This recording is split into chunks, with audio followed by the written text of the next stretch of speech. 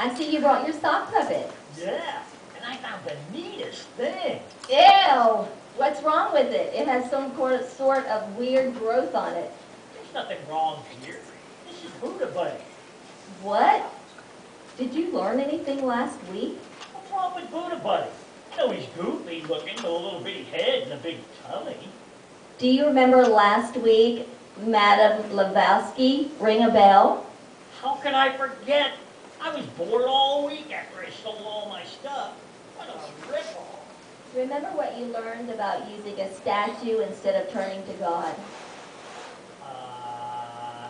Yes? Don't you see? Your Buddha buddy is just like that statue. Don't you know what Buddha is? He was an Indian religious leader who founded the religion of Buddhism. An image or picture of Buddha is a graven image.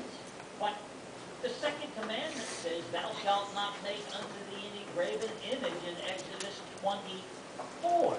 You mean my sock puppet is breaking the second commandment? I don't understand it. I see statues of Buddha as decorations in people's yards.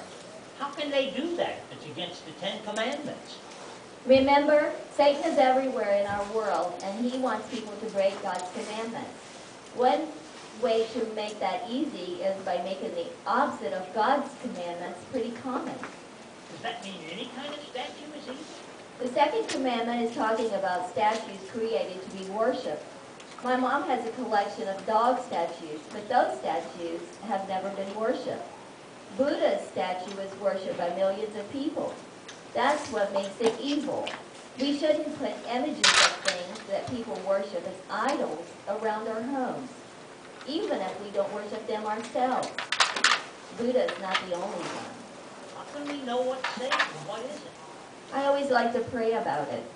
I guess I should go pray and ask God for forgiveness. Again. One wonderful thing about God, he never gets tired of forgiving us. I'm certainly happy to hear that. I better go clean out Sock Puppet's mouth. I wonder if I should use soap.